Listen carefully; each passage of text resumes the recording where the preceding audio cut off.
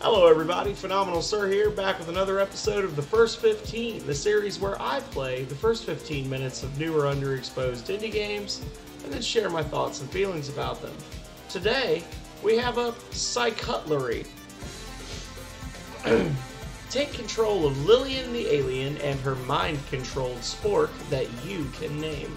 Grab things, throw things, eat things, jump in midair up to 5 times, bring down an incomprehensible abomination of evil with a single piece of silverware, plus around 30 different power-ups, and witness copious craziness unfold across Planet Geozaic.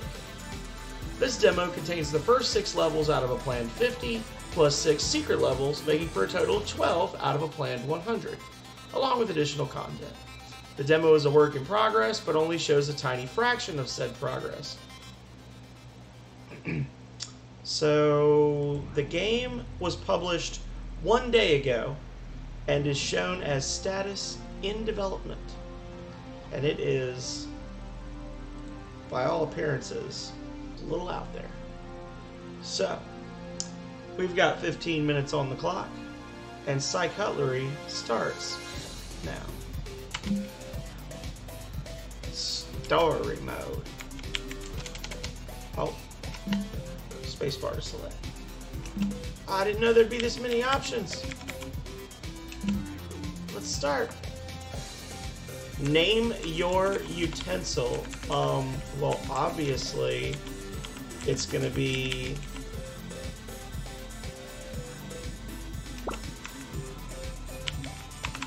Sir.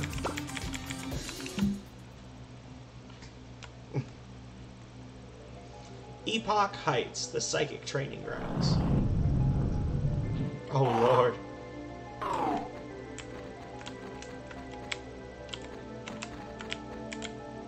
So up and down seems to do that.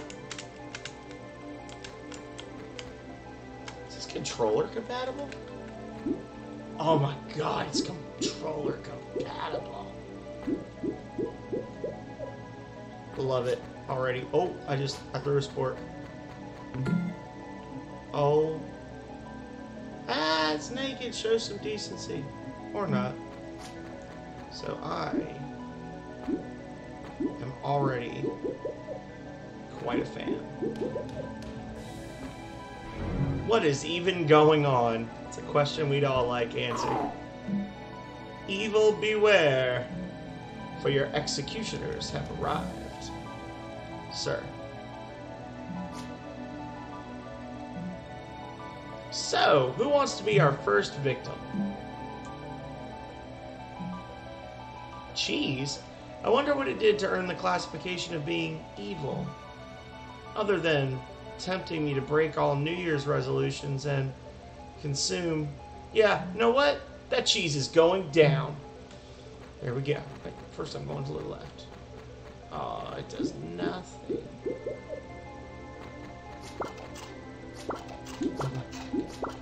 Chomp, chomp, chomp, chomp, chomp.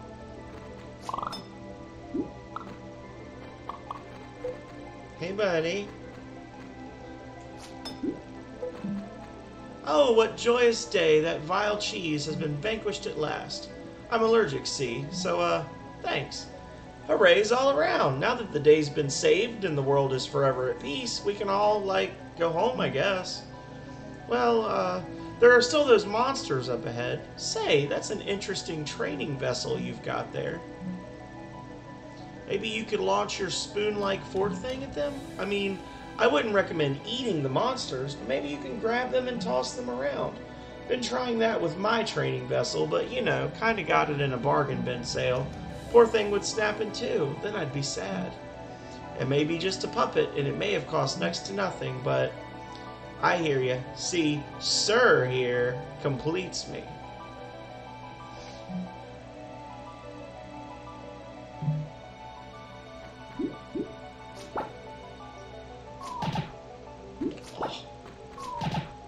Oh, I love it. Combo! Combo! Combo! Cheese, watermelon, cheese, watermelon, toast,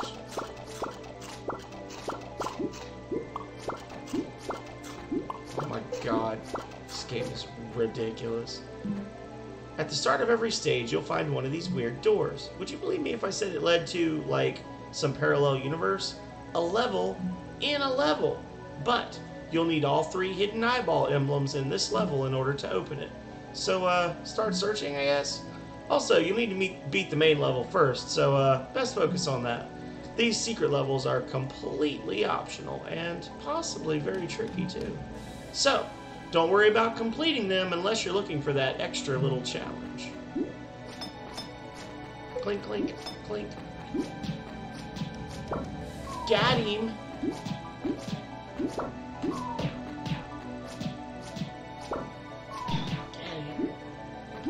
Nope, nope, get out of here. Nope, get out of here.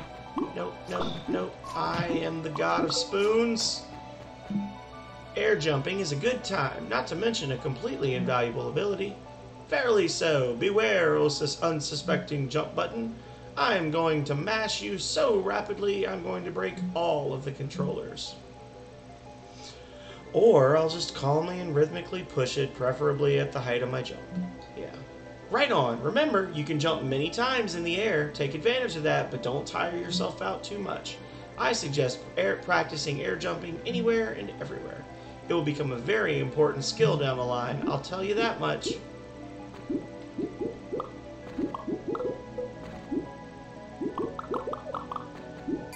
Got it. Hey buddy.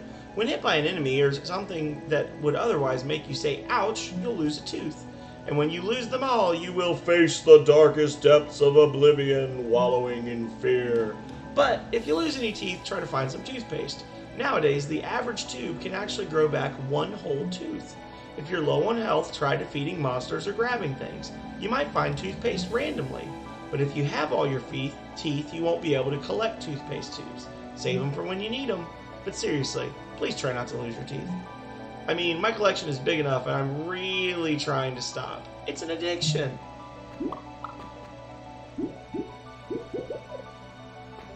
Can I go down?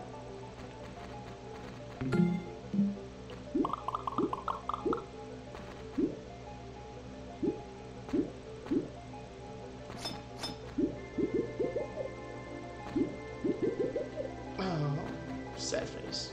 I can't do it. Oh! Be mad.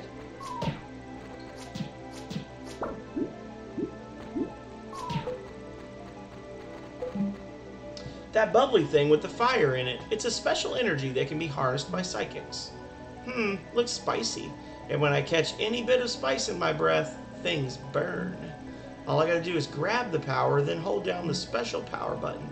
Not the one that turns off the system, the one that makes me go when I don't have a power. While holding down that button continuously, everything before me is reduced to ash.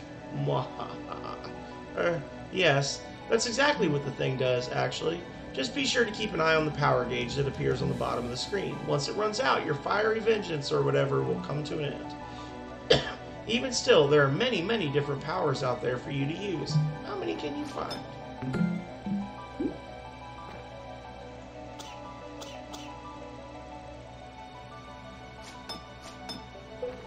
Alrighty. Oh no.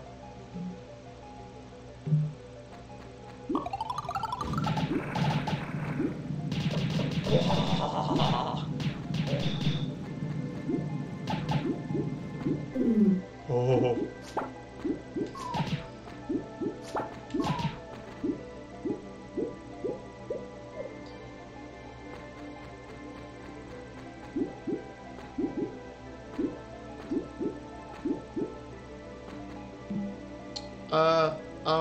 Hi? Sup, I'm Lillian the Alien, psychic in training. What's your name? Considering I'm nobody important in any way conceivable, I don't really have one of those, okay? That's so sad. You're worth more than that. Here, let's fix this. I hereby dub thee Chuck. Whatever floats your boat. Look, I'm only here so somebody may ask.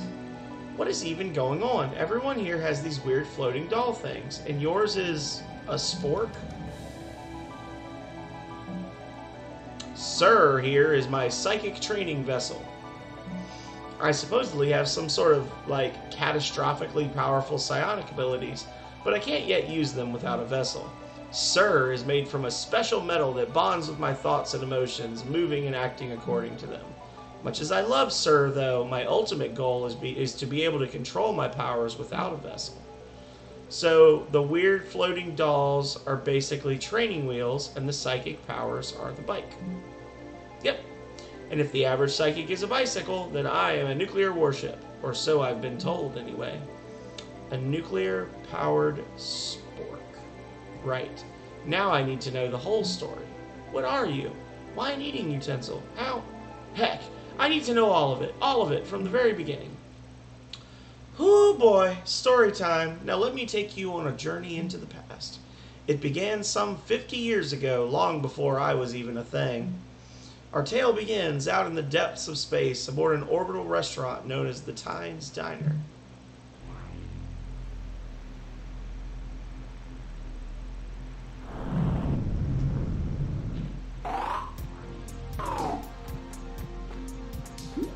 Wait, but if this starts before I was a thing, then why am I here? How am I here? Who am I here?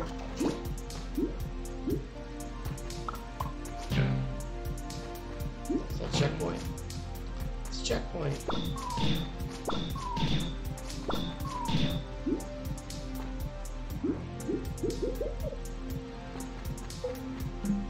This diner is supposed to be the best. People from all over the galaxy come here. Say, where are you from? I'm from 50 years into the future. Wow, to think we'll finally have time travel in only 50 years. Yeah, no, we don't actually have time travel yet. This place, it's actually just a physical representation of a story I'm telling to somebody based on historical events. Everything and everyone here is no more than a byproduct of my twisted imagination. Wait, does this mean I'm not real? You're real to me, and that's what matters.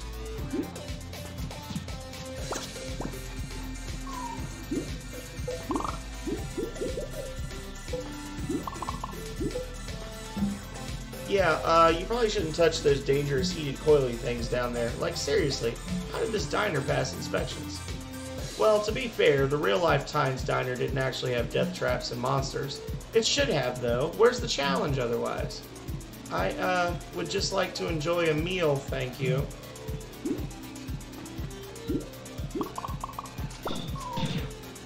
Nom nom nom.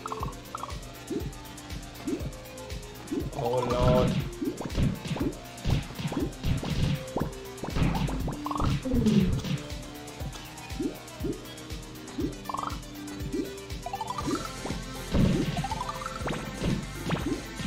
Lasers! Lasers! Bouncy lasers.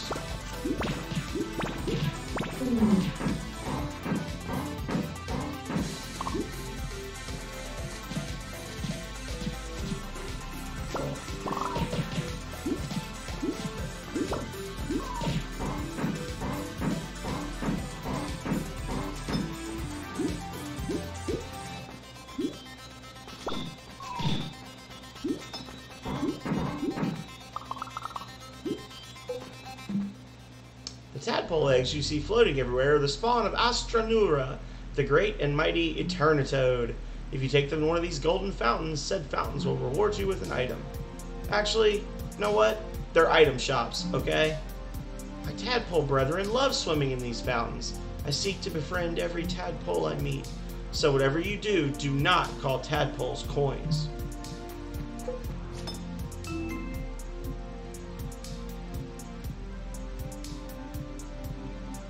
Okay.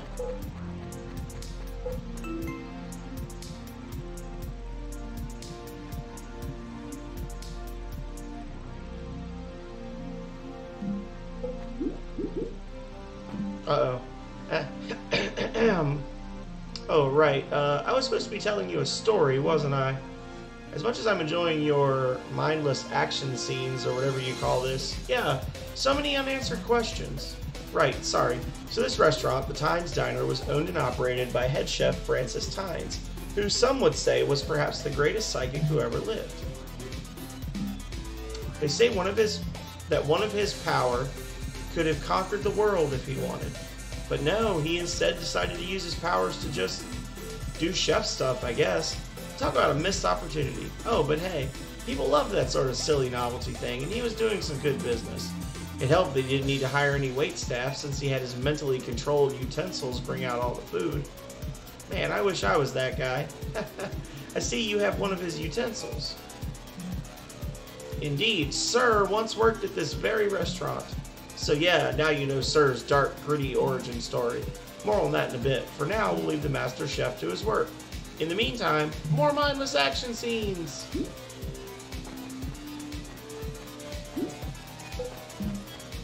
Actually, forget the mindless action scenes. I'm talking to this random person. Well, golly, I'm honored.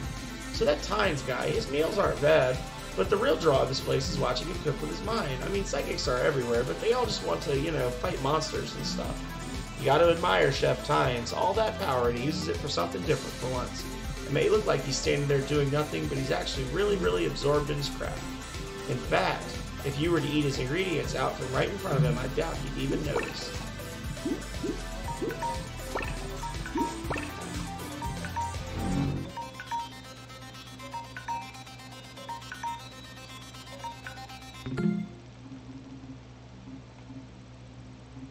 Okay, so that's 15 minutes, y'all. So, I gotta be honest, I wasn't super sure about this game when I downloaded it. I like it. I like it a lot. Yeah. No complaints whatsoever. Now, I did have to skip through a lot of this. They've got, you know what? You've got an option screen with controller bindings, so you are among the blessed, because oh my lord, you can toggle full screen off and on. This is a real game. So good job, developer. I really like this. It's obviously goofy, right? It's definitely a homebrew type of thing. The art style is unique, but it's cute. You know, it looks like the stuff is hand drawn. I want to see, is it all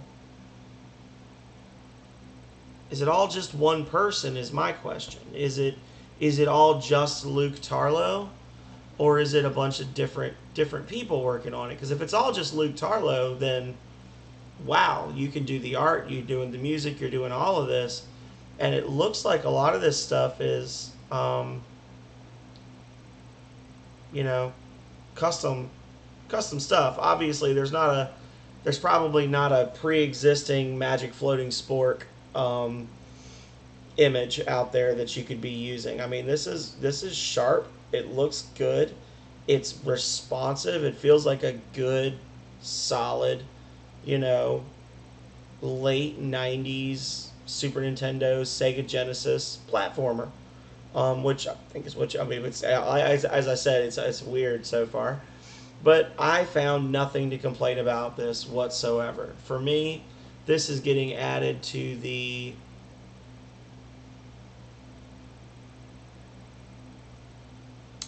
good games.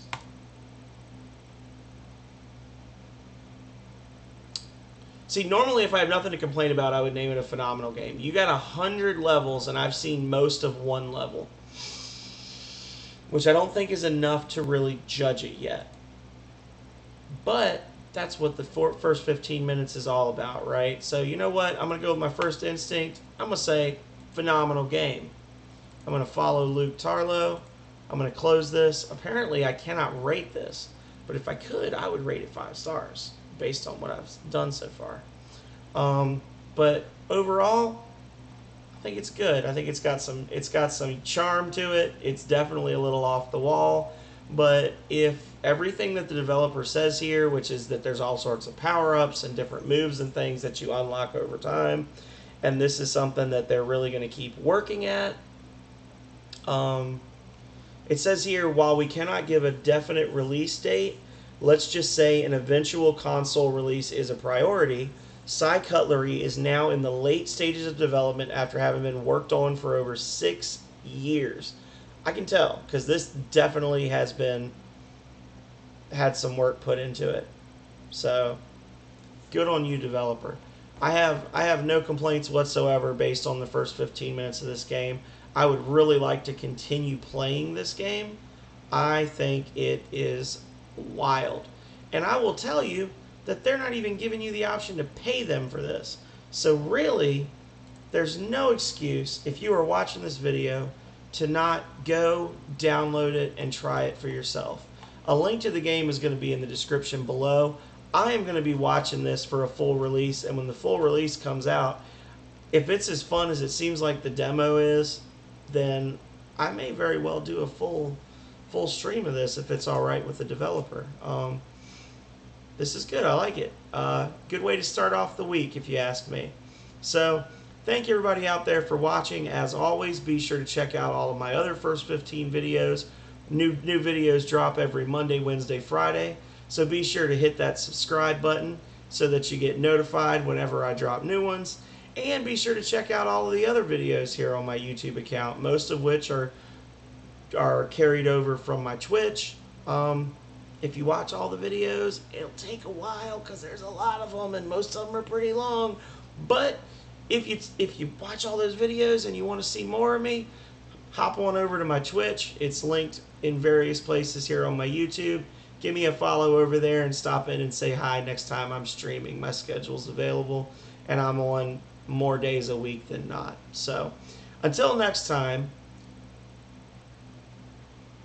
I don't know. Keep your sporks handy and stay healthy. Stay safe out there. Later, y'all.